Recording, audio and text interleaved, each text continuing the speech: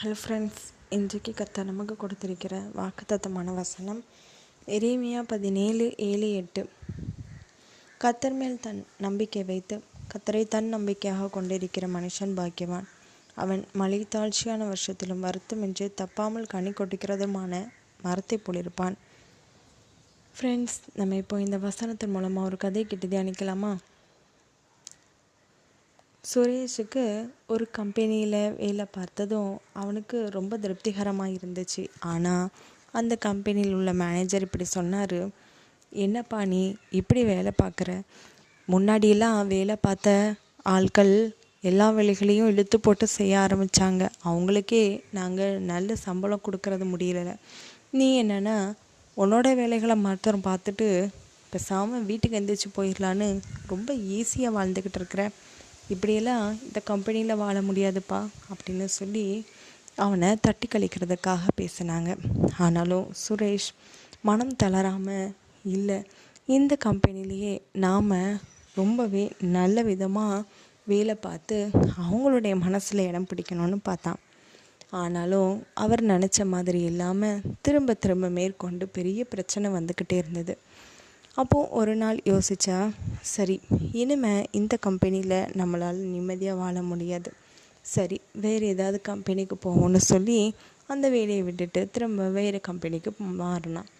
அந்த கம்பெனியிலும் ஒவ்வொரு விதமான டார்ச்சர்னால் என்னடா இது, இந்த உலகமே நம்மளை போட்டு பாடாப்படுத்துது, அப்போது நம்மளால் இனிமேல் வாழவே முடியாதோ அப்படிங்கிற ஒரு நிலைக்கு கொண்டுட்டு போகப்பட்டான் சுரேஷ். இதனால் சரி, நாம் ட்ரெயினில் உழுந்து பேசாமல் செத்துடலான்னு சொல்லிட்டு ட்ரெயின் வர்றதுக்காக காத்திருந்து ரொம்ப மனசு அழிக்கப்பட்டான். என்ன இது, சாகலான்னு பார்த்தாலும் இந்த ட்ரெயின் வேகமாக வரும், நம்ம டக்குன்னு போயிட்டா சீக்கிரமாக நம்ம உயிர் போயிருமேன்னு பார்த்தா இதுவும் வரமாட்டேங்குதுன்னு ரொம்ப மனசோர்வோடு அப்படியே அதே பிளாட்ஃபார்மில் உட்காந்துருந்தான். அப்போது அந்த வழியாக வந்த ஒருவர் கேட்டார், ஏப்பா இங்கே ட்ரெயினே வராதே, நீ மட்டும் ஏன்பா தனியாக உட்காந்துருக்கன்னு சொன்னாங்க. என்ன, ட்ரெயினே வராதா? அப்புறம் ஏன் இங்கே தண்டவாளம் போட்டு வச்சுருக்குறாங்க அப்படின்னு சொன்னதும், இல்லைப்பா, எந்த பிளாட்ஃபாரத்தில் இந்த இடத்துக்கு இனிமேல் எந்த ட்ரெயினுமே வராது அப்படின்னு சொல்லிட்டு அவர் போயிட்டார். அப்போ சுரேஷ் நினச்சிக்கிட்டா, வாழதான் முடியலன்னு பார்த்தா இங்கே சாகவும் முடியாது போல் அப்படின்னு சொல்லி யோசிக்கும் போது அவன் கையில் ஒரு பேப்பர் பறந்து வந்துச்சு.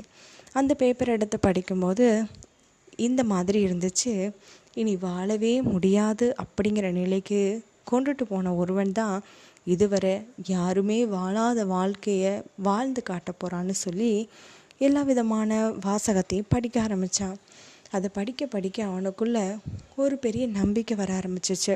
அப்படின்னா நான் வாழ்கிறதுக்காக கர்த்தர் இந்த பேப்பரை அனுப்பியிருக்கிறார் போல், அப்போது அவர் மேலே நம்பிக்கை வச்சு ஜெபம் பண்ணுவோம், கண்டிப்பாக ஏதோ ஒரு நோக்கம் நம்மளை குறித்து இருக்கும்ல அப்படின்னு சொல்லி அதே இடத்துல முட்டு போட்டு ஜெபம் பண்ண ஆரம்பித்தான்.